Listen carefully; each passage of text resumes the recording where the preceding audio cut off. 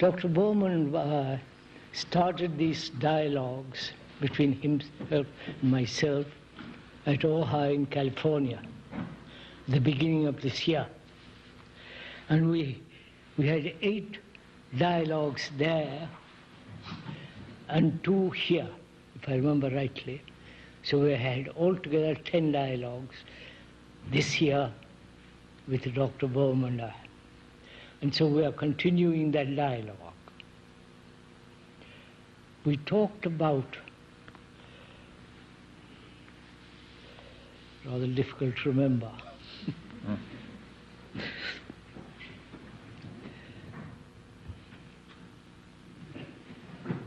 I have no memory of it, so it's rather...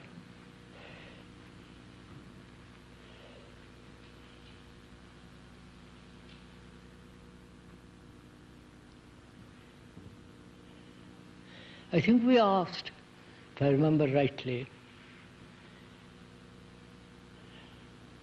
what is the origin of all this, of all human movement?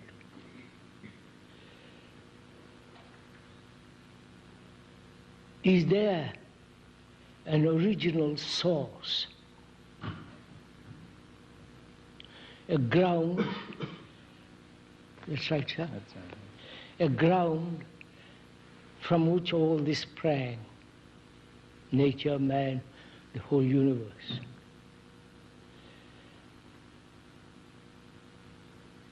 Was it bound by time?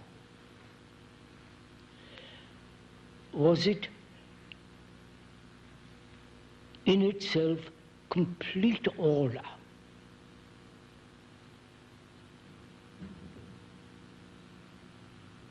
And beyond which there is nothing more.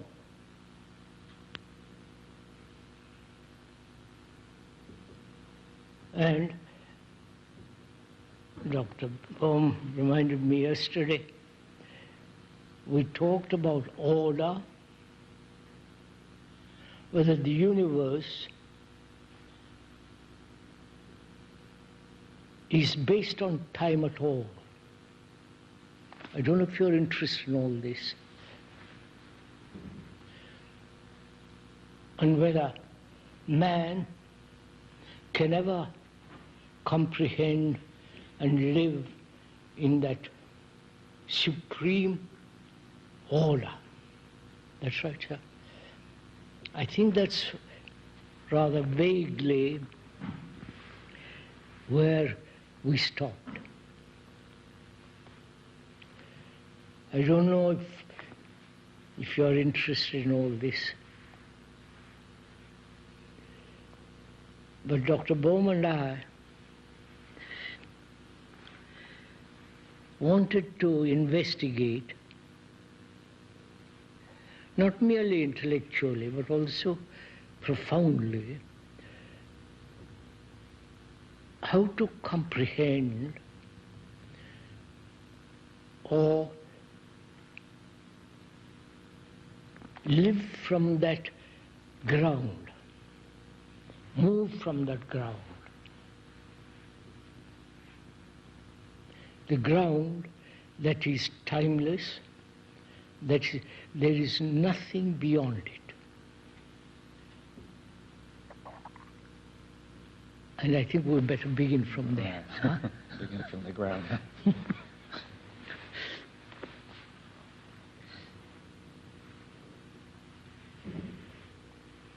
So I don't know if you would agree as a scientist of eminence, whether there is such a ground, whether man can ever comprehend it, live in it, live in the sense not as something he living in it, but that living in it, that itself living. And whether we can, as human beings, come to that. That is more or less, if I remember what we talked about. Yes, well, I don't know if science, as it is now constituted, can say much about that. I know science doesn't talk about it. Although implicitly scientists... But you as a scientist, would you give your mind to the investigation of that? Yes, well, I think implicitly science has always been concerned with trying to come to this ground by, we discussed in Ojai, studying matter to the greatest possible depth. But of course, that is not enough.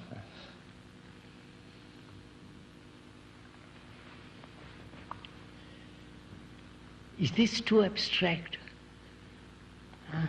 It's hard to say. I think... Didn't we ask her, if we remember rightly, it's so long ago,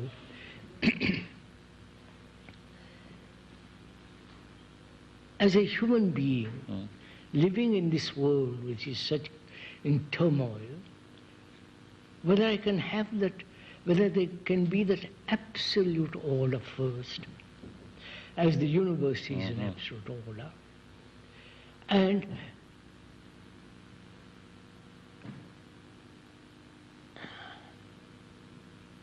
comprehend an order which is universal. Yes. I don't know if I'm making my question clear.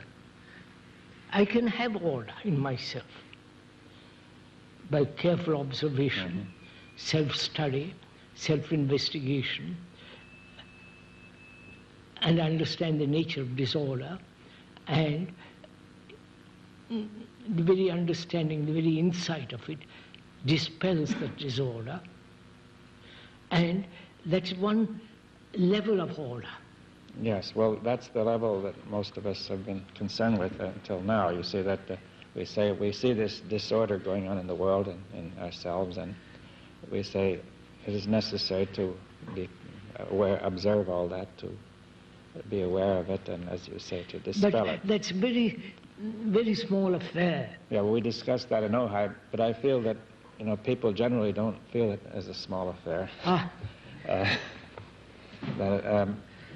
See, we've discussed it at great length, but at first people feel that clearing up the disorder in themselves and the world would be a very big thing, and perhaps all that's necessary. No, but I mean, fairly intelligent and knowledgeable and fairly cultured human being, cultured in this sense, civilized. I mean, he can, with great deal of inquiry and investigation, come to the point when in himself he can bring order. Yes, and then some people would now begin to say, if only we could bring that order into the whole of society. We will. If all of us in this room, if we're all tremendously in that inward sense orderly, we'll perhaps create a new society. But that again is a very small affair. Yes, well, I understand that. I feel that one should go into it carefully, because it is not, people commonly don't see it as small, although a few have, in seeing that there's something much beyond that. Much more beyond that. That's what I want. I mean, I don't know if others are following this. Perhaps a thing what might be worth thinking about would be, why is it that it is not enough to go into this order of man and society? See, why say just produce orderly living? Let's put it that way. Yes, orderly living. In what sense is that not enough? You see, you feel it's very small, but I mean, what? Because we live in chaos, to bring order, we think that's a tremendous affair. Yes, that's agreed. Right? It looks very big. Huh? From the present state of disorder, it looks very big. Very enormous, but in itself it isn't. Yes. Could you make it a little more clear why it isn't?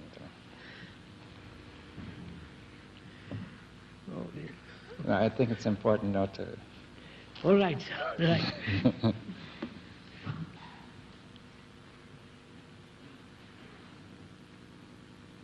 Because I can put my room in order. So that it gives me certain space, certain freedom.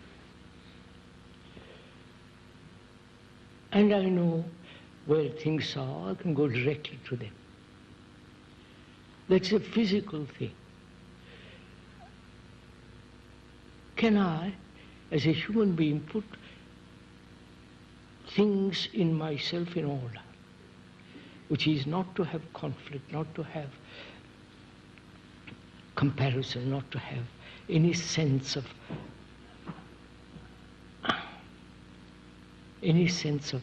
me and you and they and all that, which brings about such division, and out of that division grows conflict. That's simple. Yeah. If I'm a Hindu and you are a Muslim, and we are eternally at war with each other. Yes, and in every community, people fall apart in the same way. Yeah, in the same way, whole society breaks up then. Yeah. So that is, if one understands that and profoundly realizes it, that's it, finished. Yes. Now, then suppose we say we have achieved that, then what? That's what I want to get on. Yeah. I don't know if you're interested. You see, I think some people might say it's so far away that it doesn't interest us. Wait till we achieve it before we worry about the other. No, but you and I, this was a dialogue between you and me, not with... No, but I meant just for the sake of trying to make sure everybody here sees, before we go on, to see what the question is. All right, so let's start. I'm in disorder. Physically, psychologically, and around me, the society in which I live is also utterly confused. There is a great deal of injustice and miserable affair. And I can see that very simply. I can see my generation, past generations and generations have contributed to this. And I can do something about it. That's simple. I can say, well, I'll put my house in order. Myself is the house. My house must be in order before I can move further. Yeah. Well, would you say that this question, suppose somebody says my house is not in order, so before I worry about that, I'll put my house in order. My house is in disorder. Yeah. Let me put that into order, which is fairly simple. If I apply my mind and my heart to the resolution of that question, it's fairly clear. But we don't want to do that. Well, that's another question. Yeah. We find it tremendously difficult.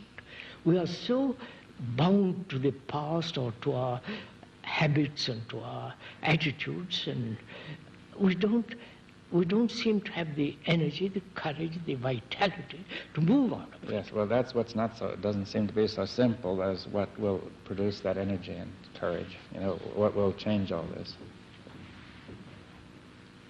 I think what will change all this, as we discussed at Ojai, is to have this insight into all this. Yes, I think that really is the key point, that without insight, nothing can change. Nothing can change. So even if we try to bring order in daily life, without this much broader insight That's right. into the very root of it, or into the ground of it. Now, is that insight really alter my whole structure and nature of my being? That is the question, isn't it? Yeah. Then it seems to me that, see, what was implied was that if we look at a rather small question, like the order of daily life, it will not involve your whole being. No, of course not. And therefore the insight will be inadequate. Yes. So, what is insight? We discussed that too, great deal. And we talked about it gathering here and at Sarna. But Do we go through that? Well, just sum it up, I think, because I think it would make it more intelligible.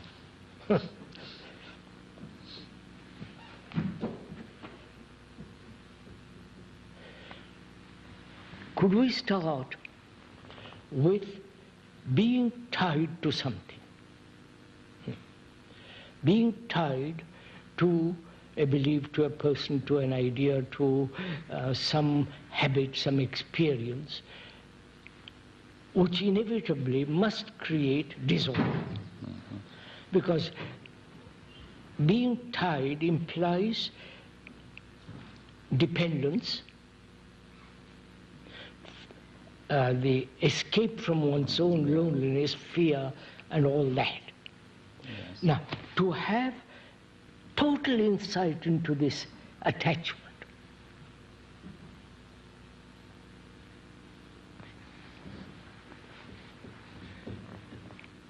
which then, that very insight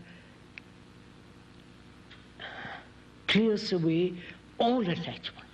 Yes, I think we were saying that the self is the center of darkness. It could be considered to be like a center creating darkness in the minor clouds, and the insight penetrates that, so it would dispel the cloud so that there would be clarity, and therefore this problem would vanish. Vanish, that's right. But it would take a very strong, intense insight, a very yes, but that means total.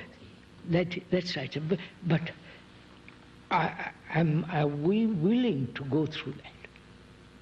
Or my attachment to, or my tie to something is so strong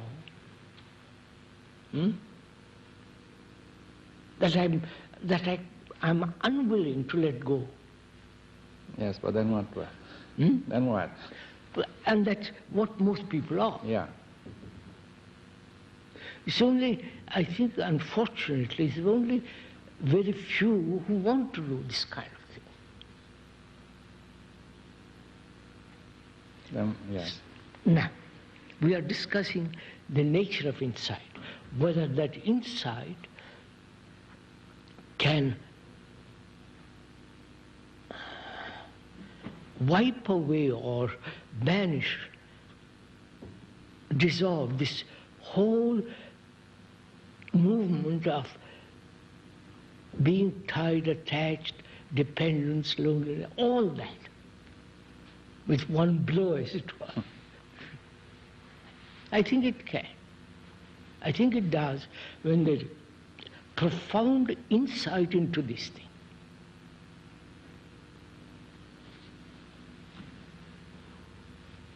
That insight is not mere memory, the movement of memory, knowledge, experience, which is totally different from all that movement.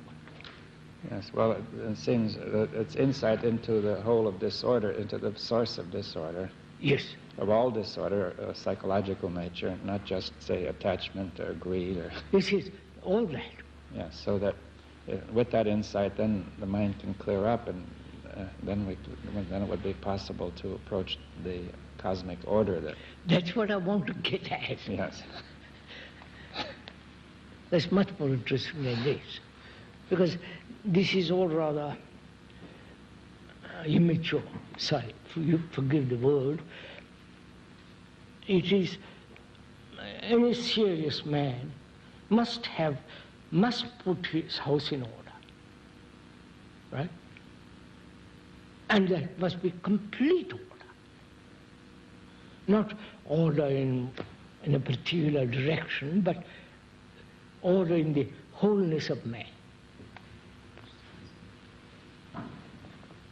If that can be done, and if that is necessary, because society as it is disintegrating and is destructive and all the rest of it, and it destroys human beings.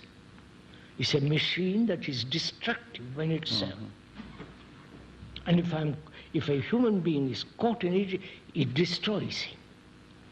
Yes. Right. And realizing that any ordinary human intelligence says, I must do something about it. Not just sit back and talk about it. Yes, well, just to finish the thing, I see most people might feel doing something about it consists of, say, solving particular problems like attachment or removing disagreements between people or something, you see. No, the particular resolution of the particular problem and its resolution is not the resolution of the whole. Yes, so that's the key point, that if you find the source, which generates this whole, then getting at this source, at this root, yes, is the only way. That's right. Because if we try to deal with the particular problem, it's still always coming from the source. The source is the me, understood. Yes. The source, apart from the great source, the little source, the little pond, the little stream,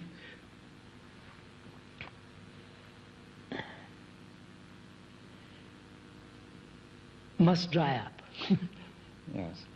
Well, the little stream confuses itself with the great one, I think. Yes. And I mean, we're not talking the great stream. Yeah. The immense movement of life.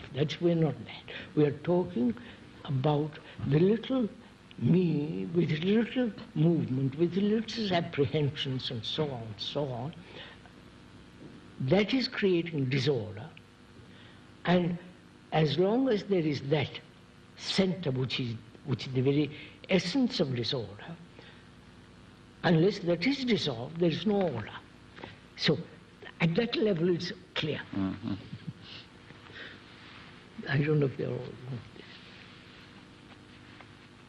Can we go on from there? Yes, I think so.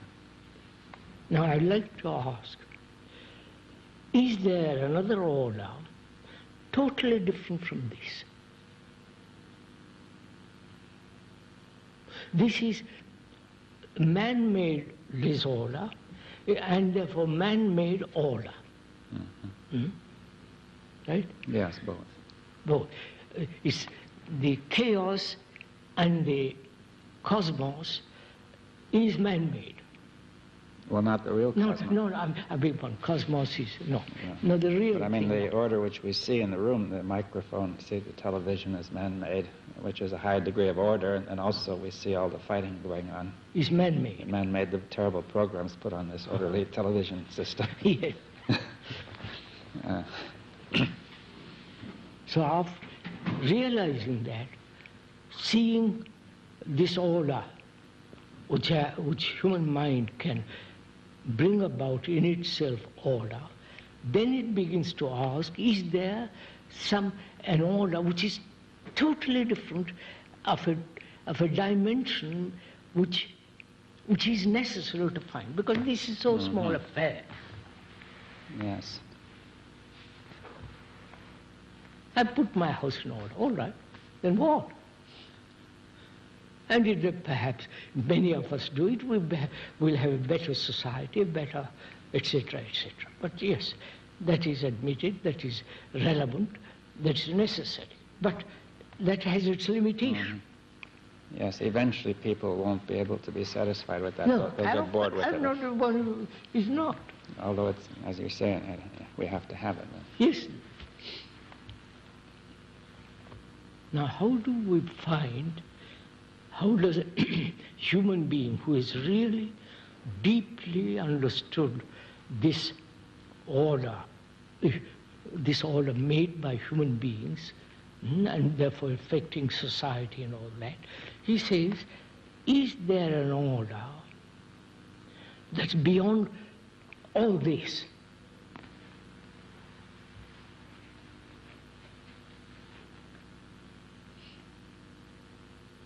Yes, and how do we get into that question? Yeah, how do we? I mean, human mind isn't satisfied merely having physical, social order.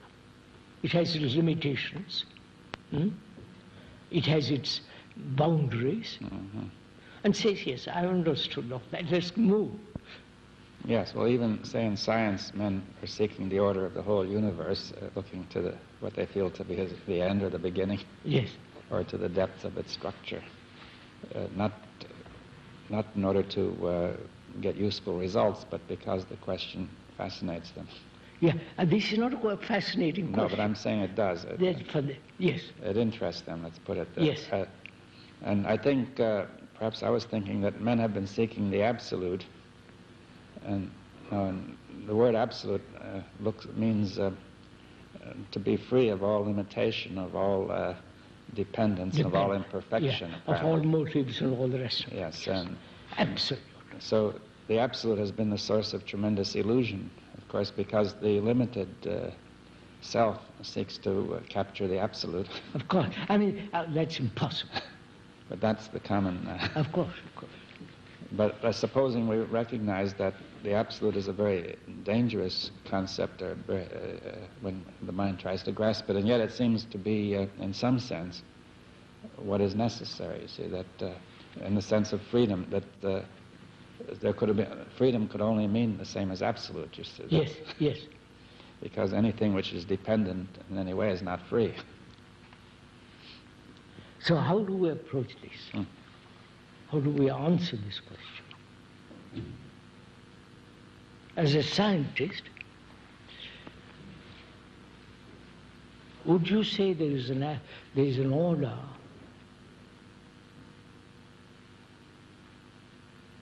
which is beyond all human order and disorder? Yes, well, I would say it. I don't think that a scientist is particularly significant in the sense that science may be seeking this sort of thing, but it really has no more to say on it. It is not able to say anything on this question, because any order discovered by science is relative. Of course, because their own egotism comes well, not only that, but also the information we have is limited. Limited, quite. And we can only say it goes so far. So are we moving into a world of either illusion, because demanding it may create illusion? Well, I feel it does create illusion, that if man demands the absolute and tries to satisfy it in thought, it creates illusion. But I'm not asking that question from that point of view. But not knowing what to do, men have felt the need for the absolute, and then not knowing how to get it, they have created the illusion of it in religion and in science or in many other ways. So what shall I do? As a human being who is the totality of human beings, there is order in my life.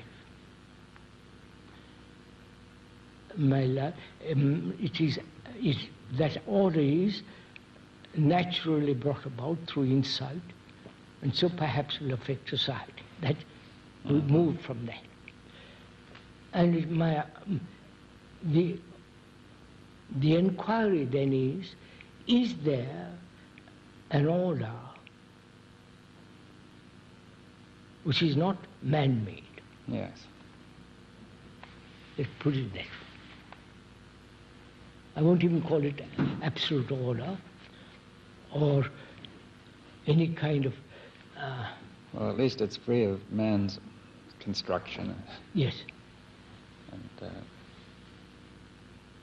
And now we have the order of nature, the cosmos, which we don't really know in its depth, but we could consider that to be that sort of order.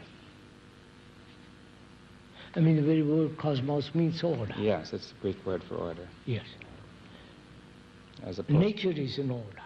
Yes. Unless man interferes with it, nature is an order. Yes, well, nature has its own order. We won't say. Yes, it has its own order, and even what we call disorder in nature is part of the order. Part of the order. It's not really disorder. No. We call it disorder, but in itself it's not disorder. All right. Finished with that. Now let's move to something else.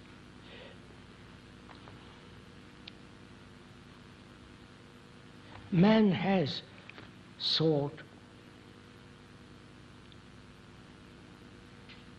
a different dimension,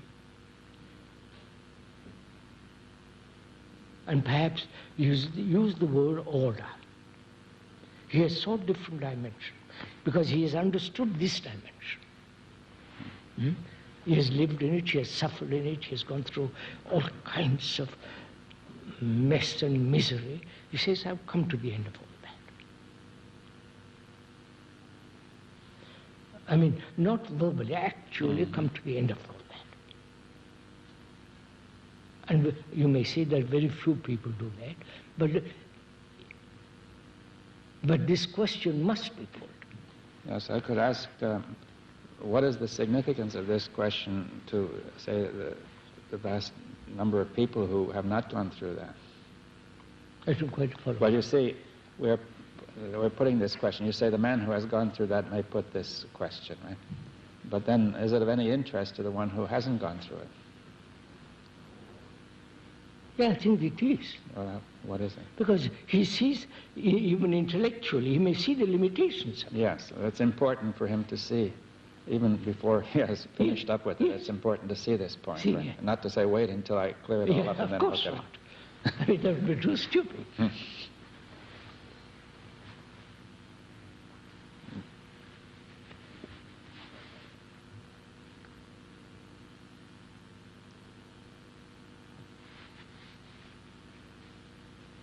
So how does the mind approach this problem?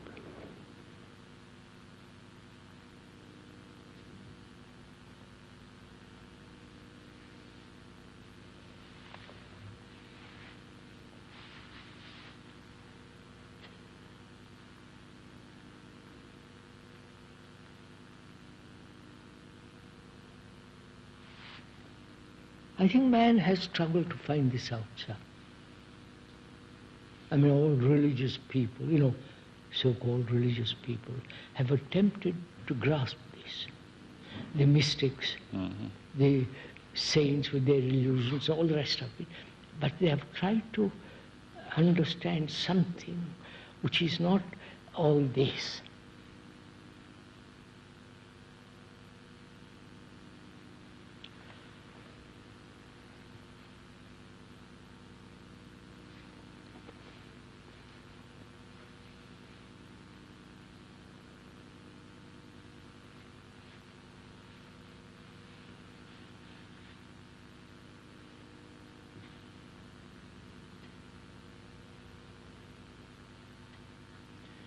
Does it come about through, if I may use the word,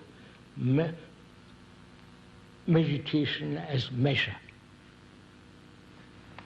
Yes, well, we discussed that here in Rockwood, that the original meaning of the word meditation is to measure, to ponder, to weigh the value and significance. Of course. Weigh means to measure. Yes, and but I think meditation would mean to measure in some deeper sense than just with a ruler. But no, of course. But even so, perhaps that may have been meant that such a measurement would only have significance for seeing that there is disorder. That's what I would say. Yeah. Measurements exist only where there is disorder. Yes, and but that by looking at the measurement, at the way things are out of proportion in the mind, you can see there is disorder. Right? Yes. But that is not the order, of course. No. That's so. We are using the word meditation not as measure, or even to ponder or think over, but a meditation that's the outcome of having kept bringing about order in the house and moving from there.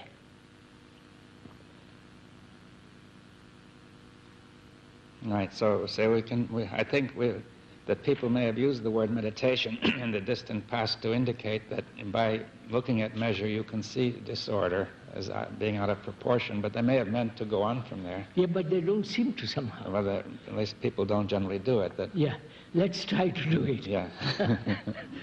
Rather, perhaps a preposterous statement, but let's see. So, see, if we see that things are in disorder in the mind, then what is meditation? Yes. See, but first, mind must be free of measurement. Yes. Otherwise, I can't enter into the other. Well, that's an important point to say that almost the instinctive reaction of seeing this disorder, see, this disorder is itself a disproportionate measurement, and therefore the instinctive tendency is to try to make the measure come right, you see, to correct it. Correct it, quite. And that may be the fundamental mistake. We said that.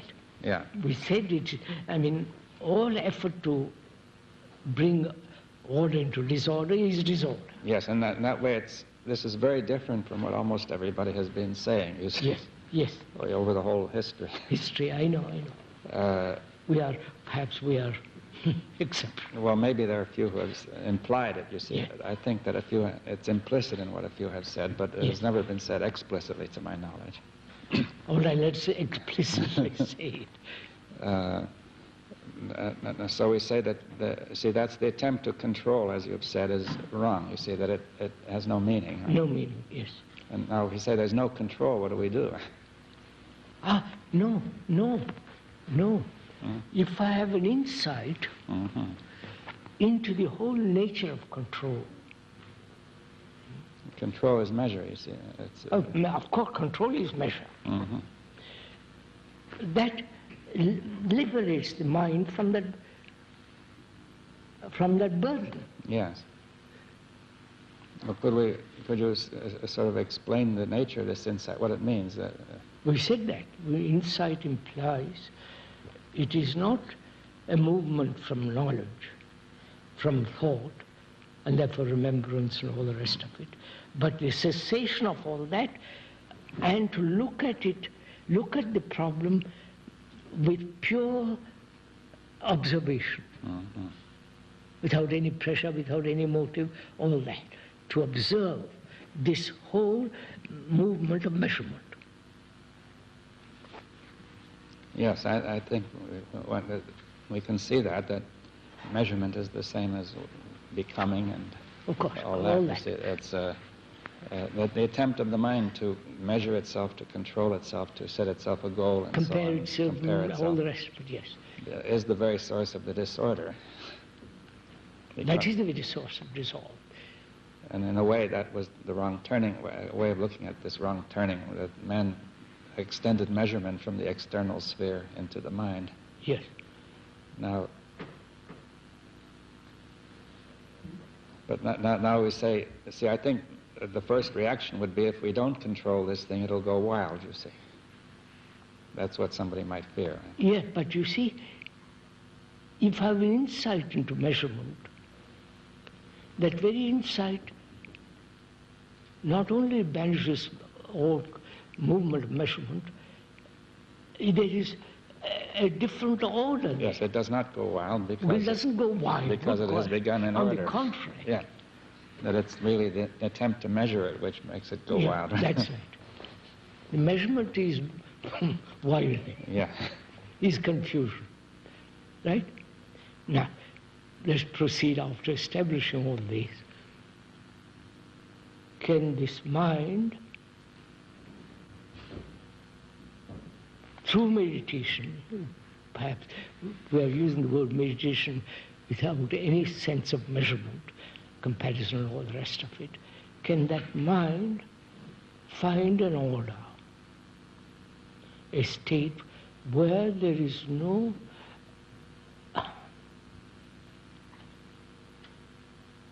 where there is, let's be more positive, where there is something which is not man-made. Because one has been through all the man-made things, right? And there are all limitations. There is no freedom. There is chaos. There is mess. Yes. And all well, what would you say when you say you've been through man-made things? What are they? Huh? When you say you've been through man-made things, what are they? Oh, everything. What do you mean? Well, like religion, or like religion, science, worship, prayers, anxiety, sorrow, attachment, detachment, and loneliness, and suffering, and confusion, and ache, and anxiety, loneliness, all of that. And it's also all the attempts by revolution and by of course, physical revolution, psychological revolution, all that. Those are all man-made. And so many people have put this question, obviously must have. And therefore they say God. Yes. Which is another concept, and that very concept creates disorder. Yes, well that's clear that man has invented God and given him the power of the absolute. Yes, quite. Which is himself. Which then becomes himself. Yes, and therefore it becomes chaotic. It dominates him. Yes, of course. Now, one has finished all that. Right? Right. Now then the question is there something beyond all this, which is never touched by the human thought, mind? Yes, now that makes a difficult point, not touched by the human mind, right? Yeah. But mind might go beyond thought. I mean, the word mind might... That's what I want, yes. I mean, then what do you mean? You see, do you mean by the mind only thought, feeling, desire, and will, or something much more? No, that's for the time being. We have said the mind, human mind, is all that. But it's not the mind is now considered to be limited. No. As long as the human mind is caught in that, it is limited. Yes, the human mind has potential. Tremendous potential. But it is not realized now. It is caught in thought, feeling, desire, and will, and that sort of thing, right? Yeah. All right, so then we will say that which is beyond this is not touched by this limited sort of mind, right? Yes.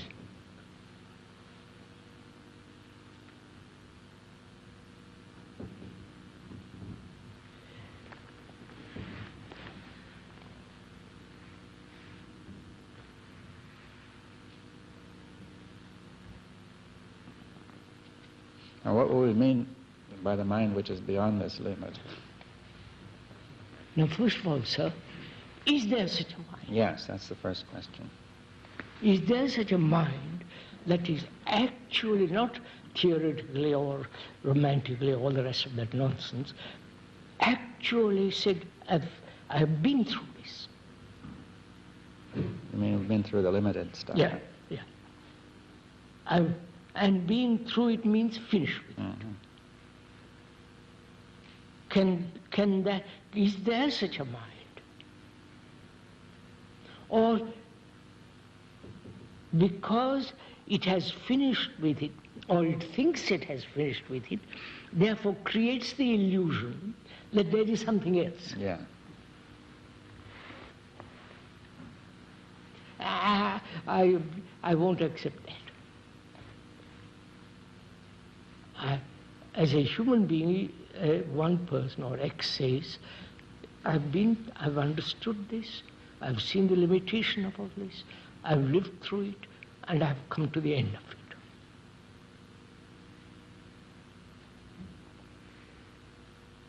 And this mind, having come to the end of it, is no longer the limited mind. And is there a mind which is totally limitless? Yes. You follow what I mean? Yes. Yes, now that raises a question, you see, of how the brain is able to be in contact with that mind, you know. What is the relation between that unlimited mind and the brain? Right? First of all, I want to be clear on this point. It's rather interesting to go into it. This mind, brain, the whole of it, the whole nature and the structure of the mind, includes the emotions, the brain, the reactions, the physical responses and all that. This mind has lived in turmoil, in chaos, in loneliness, and has had a profound insight into all that. And having such a deep insight, cleared the field. Yes. So this mind is no longer that mind. Yes, it's no longer the original limited mind. No longer the limited mind. That you began with. Damaged mind, right? Yes. Let's use the word damaged mind. Damaged mind, also damaged brain, you say. Say that this damaged mind has been the same, working, has damaged the brain, right? Yes, all right. So we have all right. both the damaged mind and the damaged mind brain. means damaged emotions, damaged brain. The cells themselves are not in the right order. Right? No, quite. But when there is this insight and therefore order, the damage is undone. Yes, we discussed that in the previous time. I don't know if you agree to that. Yes, well, I see it. Certainly you see it's possible. You see by reasoning you can see it's quite possible, because you can say the damage was done by disorderly thoughts and feelings which overexcite the cells and disrupt them, and now with the insight that stops and a new process is It's set like a person going for 50 years in a certain direction and realizes suddenly that's not the direction. Yes.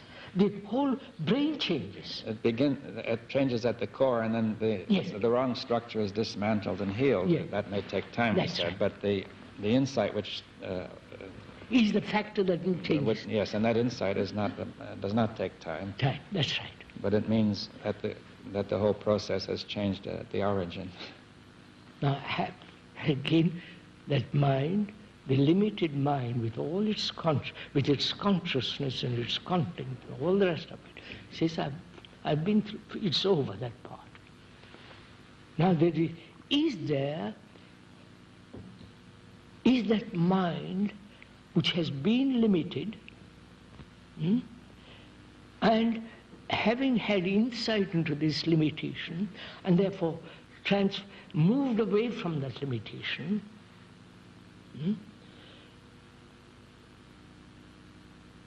is that an actuality, as something that is really tremendously revolutionary? You follow what I'm saying? And therefore it is no longer the human mind. Forgive me for using that word. Well, that requires, I think we should clear that up, that what we mean by the human mind. Human mind, which is with its consciousness, which is limited. Yeah, that limited consciousness which is conditioned and not free. That is ended. Yes, that is... and that is the general consciousness which has been the case. I mean, not just in individuals, but it has been all around. All, of course. I'm not talking about an individual. That's too silly. Yes, I think we discussed that the individual is the outcome of the general consciousness, a particular outcome, rather than an independent thing. You see, that's one of the difficulties. That's one of the confusions. And the confusions is we take the individual mind to be the concrete actuality.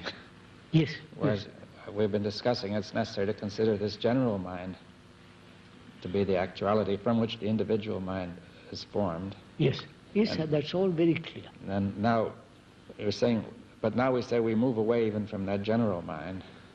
Yes, but what does it mean? And the particular mind. And the particular mind. Now, if one has totally moved away from it, then what is the mind? Yes, and what is the person? What is the human being? Right? Yeah, what is a human being then? Yeah. And then what is the relationship between that mind, which is not man-made mind, and the man-made mind? Yes. I don't know if I'm making myself Yes, well, we had that this... did we agree to call it a universal mind, or would you prefer not to? It is not yet. I don't like that word, universal mind. There are lots of people used it. Yes. Let's use a much simpler word.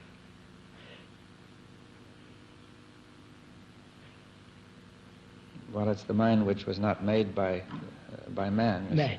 I think that's simpler. You keep it to that. And a mind which is not made by man. Neither individually nor in general. Generally or individually, is not made by man.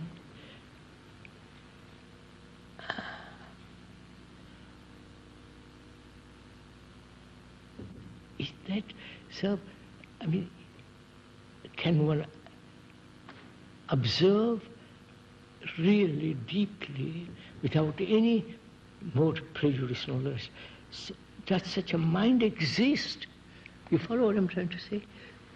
Yes, now let's see what that means to observe that. You see, I think there's some difficulties of language here, because, see, we say one must observe and things like that, whereas... I observe it. Yes. I observe... Yeah, now who observes? You see, that's one of the problems that comes up. That's been thrown there. Yeah. There is no division in observation. Mm-hmm. Not I observe, but there is only observation. Observation takes place. Yes. Would you say it takes place in a particular brain, for example, or a particular brain takes part in the observation? See, because, let's say... All right. I know you're catching this. No, sir. It doesn't take in a particular brain. Yes, but it seems that a particular brain may respond, you see. Of course, but it's not case brain. No, I don't mean that. I mean, see if what I mean by the word particular brain is, you see, we could say that given the particulars of where a certain human being is in space and time or whatever his form is, not giving him a name, is distinguished from another one which might be there. Look, sir. Yeah. No, let's get clear this point.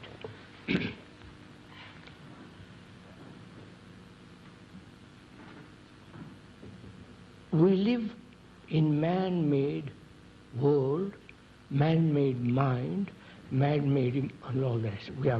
We are the result of man-made minds, our brains and so on. Brain with all its responses and not the actual. Well, the brain itself was not man-made, but it has been conditioned. Conditioned by man. Man-made conditioning. Right, that's what I mean. Now, can that mind uncondition itself so completely that it's no longer man-made? Yes. That's the question, yes. That is the question. Let's keep it to that simple level. Well, Can that mind, man-made mind as it is now, can it go to that extent? To so completely liberate itself from itself? Yes, of course, that's a somewhat paradoxical statement. Of course. No, that's paradoxical, but it's actually, it is so. I mean, I can see, wait, let's begin again. One can observe the consciousness of humanity is its content.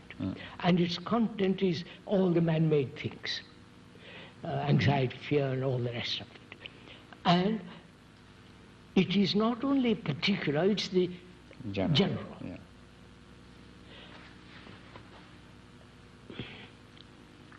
Having had an insight into this, it has cleansed itself of that. Well, that implies that it was always potentially more than that, but that insight enabled to be free of that. Is that what you're... That insight, I won't say it is potential. Yes, you see, well, there's a little difficulty of language that if you say the brain or the mind had an insight into its own conditioning, and then it's almost you're saying it became something else. You see, that's what... Yeah, I'm saying that. Yes. I'm saying that. Right. Okay. The insight transforms the man-made mind. Yes. So that it's, but then you say it's no longer the man-made mind. It's no longer. That insight means the wiping away of all the content of consciousness. Right? Not bit by bit by bit, the totality of it. And that insight is not the result of man's endeavor. Yes, but then that seems to raise the question, where does it come from? All right. Where does it come from?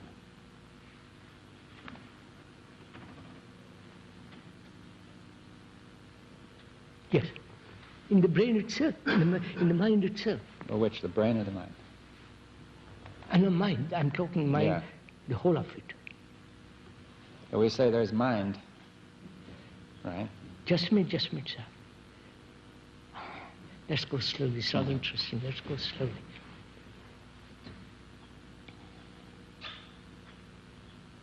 The consciousness is man-made, general and particular. And logically, reasonably, one sees the limitations of it. Then the mind is gone much further. Then it comes to a point when it says, can all this be wiped away at one breath, one blow, one movement? And that movement is inside, the movement of insight. It is still in the mind, Yes. but not born out of that consciousness. Yes. I don't know if I'm making it. But then we're saying the mind has the possibility or potential of being Yes. moving from beyond the consciousness, Yes. but we haven't actually done much of it. Yes, that's right. Of course, it must be a part of the brain, part of the mind. The brain-mind can do that, Yes, but it hasn't generally done it. Right? yes. Now, having done all this,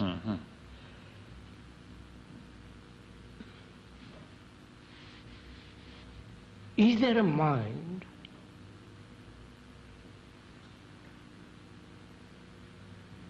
which is not only man-made, which is man cannot conceive, cannot create, it is not an illusion. Is there such a mind? I don't know if I'm making it clear.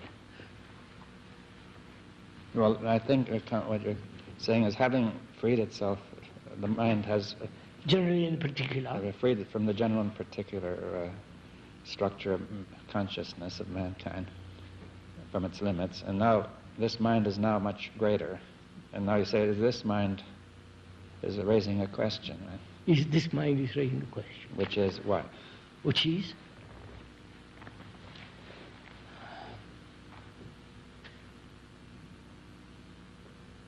First, is that mind free from the man-made mind? Yes. That's the first question. It may be an illusion. Right? Illusion. That's what I want when I speak very clear. No, it is not an illusion. I mean, because he says measurement is illusion. He knows the nature of illusions. Born of wherever there is desire, there must be, etc., illusions. And illusions must create limitation, and so on, so on. He's not only understood it, he's over. He's free of desire. Yeah, free of desire. That is the nature. I don't want to put it so brutally. Free of desire. But it's full of energy. Yes. Now, so this mind, which is no longer general and particular, and therefore not limited, and this limitation has been broken down through insight, and therefore the mind is no longer that, a conditioned mind. Right? Yes. Now, then what is that mind? Being aware that it's no longer caught in illusion. Yes, but we're saying it was raising a question about whether there is some much greater. Yeah, that's why I'm raising that question. Whatever. Yeah. Is there a mind which is not man-made?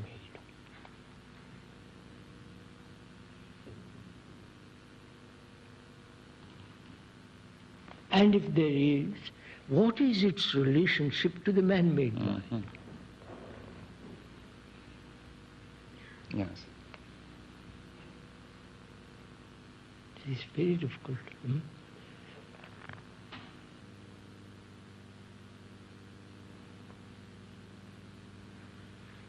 See, every form of assertion, every form of verbal statement is not that. right? So we're asking, is there a mind which is not man-made? And I think that can only be asked when the limitations are ended. Yes. Otherwise, it's just a foolish question. Well, it'll be the same. I mean, just a waste of time. And, I mean, that becomes theoretical nonsense. Well, it's part of the man-made structure. Of course. So one must be absolute, I mean, I'm using the word, one must be... Well, I think the word absolute can be used, if we're very careful with it. Very careful, yes. Absolutely free of all this. Then only you can put that question. When you put that question, not you, when that question is raised, is there a mind that is not man-made? And if there is such a mind, what is its relationship to the man-made mind? Now, is there such a mind first? Of course. Without being dogmatic or personal or all that business, there is. But she's not God. Right, well... Because God, we've been through that. Yeah, part of the man-made structure. Yeah. Which has created chaos in the world. There is. Then the next question is, what is, if there is such a mind, and someone says there is, then what is the relationship of that to the human mind? Yes, to man-made mind. Yeah, to the general. Particular and general. Has it any relationship? Yes, well, you see, the question is a difficult one because you could say that the man-made mind is pervaded with illusion. It's not most of its content is not real. No, so this is real. Yes. I mean, we'll use the word real in the sense actual. Yes. And that is measurable, confused. What is this? What is it? Has this relationship to that? Obviously not. Well, I would say a superficial one in the sense that the man-made mind has some real content in a certain level, the technical level, of, say, the television system and so on. Yeah, so in that sense, in that area, there could be a relationship, but as you're saying, that is a very small area. But fundamentally... No, as we discussed, remember, sir, the man-made mind has no relationship to that. Yes. But that has a relationship to this. Yes, but not to the illusions in the man-made mind. Wait a minute, let's be clear. Yeah. My mind is the human mind. It has got illusions, desires, and all the rest of it. And there is the other mind, which is not, which is beyond all limitation. This illusory mind, the man-made mind, is always seeking that. Yes, that's its main trouble. Yeah, that's its main trouble. It is measuring it, it is advancing, it's, am I getting nearer, farther, all the rest of it. And this mind, the human mind, the mind that's made by human beings, human mind, the man-made mind is always seeking that, and therefore it's creating more and more mischief, confusion. This man-made mind has no relationship to that. Yes, because from obvious. Any attempt to get that is the source of illusion. Of course, absolutely obvious. Now, has that any relationship to this? Well, what I was suggesting was that it would have to have, see, that if we take the illusions which are in that mind, such as desire and fear and so on, it has no relationship to that. No. Because they're figments anyways. Yes, I understood. Now, but that can have a relationship to the man-made mind if in understanding its true structure. I mean, Are you saying, sir, that mind has a relationship to the human mind the moment it's moving away from it, from the limitation? Yes, but in understanding those limitations, yes, it moves away. Moves away. Then it has then that has a relationship. Then it has a genuine relationship to what that other mind, to what this limited mind actually is. Right? Yes. Not to the illusions as to what it thinks it is. Well, let's be clear. Well, we have to get the words right. That the mind which is not limited, right, which is not man-made, cannot be related to the illusions which are in the man-made mind, but it has to be related to, as it were, to the source of the to the real nature of the man-made mind, which is behind the illusion. Right? But which is the man-made mind is based on what? Well, on all these things we said. Yes, which is its nature. Yes. Therefore, how can that have a relationship to this? Even basically. The only relationship is in understanding it, and so some communication would be possible, we're saying, which might communicate to the other person. No, I'm questioning that. Yes. Because you were saying that the mind which is not man-made may be related to the limited mind, but not the other way around. I even question that. Yes, all right. No, it's changing that. Yeah. No, why I'm just pushing it here. Yes, so you may or may not be so, is what you're saying, by questioning it. Yeah, I'm questioning it. Okay. What is the relationship then of love to jealousy? It has none. Not to jealousy itself, no, which is an illusion, but to the human being who is jealous, there may be. I'm taking love. Yeah. And hatred. Let's two words. Love and hatred. Love or hatred have no relationship to each other. No, not really. No, none. No. I mean, not really. Except, I think that love might understand the origin of hatred. You see that. That's it. Might. Yes. In that sense, I would think of a relationship. I see you're using. I understand. You're saying love can understand the origin of hatred. Yeah. And how the hatred arises and all the rest of it. Yes. Is that so? Does love understand that? Well, I think in some sense that it understands its origin in the man-made mind. You see that having seen the man-made mind and all its structure and moved away. So you're always saying, sir, that love, we're using the full word for the moment, that love has a relationship to non-love?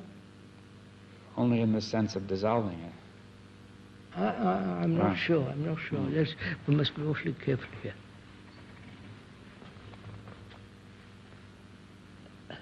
Or the ending of itself, which is itself? Well, an ending of hatred. Yeah. The other is. Yeah. Not the other has a relationship to the understanding of hatred. Yes. Well, we have to ask how it gets started. Then you see that. That's very simple. No, but I mean that if suppose we say we have hatred, right? I have hatred. Suppose I have hatred. I can see the origin of it. Because you insulted me. No, what I don't, but that's a superficial notion of the origin. I mean, to say why does one behave so irrationally, you see, is the deeper origin. See, there's no real, if you merely say you have insulted me, and then I say, why should you respond to the insult? Because all my conditioning is that. Yes, well, that's what I mean by it. Then you're understanding the origin of... I understand that. But does love help me to understand the origin of hatred? No, but I think that someone in hatred, understanding this origin and moving away. Moving away? Yes. then the other is. Yes. The other cannot help the movement away. No. But the question is, suppose one person, if we want to put it that way, one human being has this love, and the other has not, right?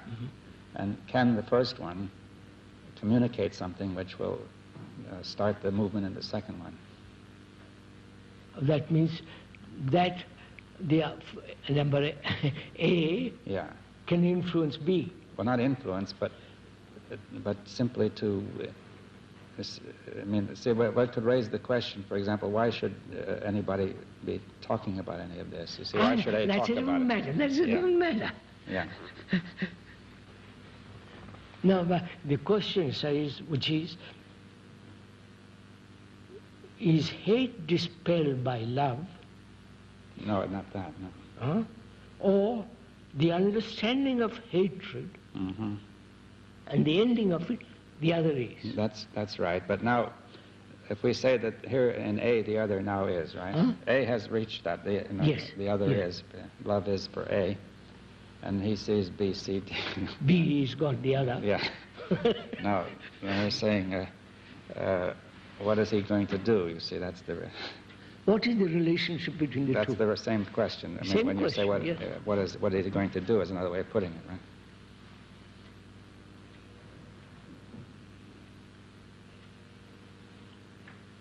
I think we're... Just a minute, sir. I hate, another loves. My wife loves and I hate.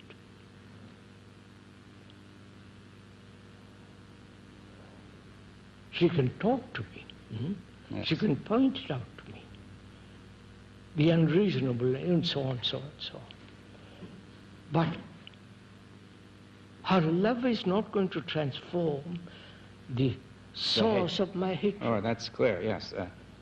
Except the love is the energy which will be behind the talk, I see. Behind the talk. Yes, but it will not, the love itself doesn't sort of go in there and dissolve the hate. That becomes romantic and all that business. Yes. So the man who hates, that the source of it, the cause of it, the movement of it, having an insight, and the ending it, has the other. Yes. But I think, let's say, if we say A is the man who has seen all this, and he now has the energy to put it to B, it's up to B what happens. Of course.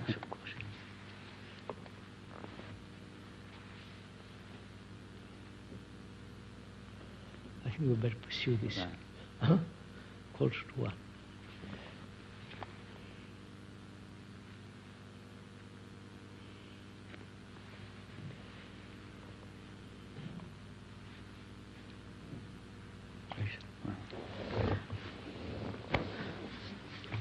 It's over. The circus.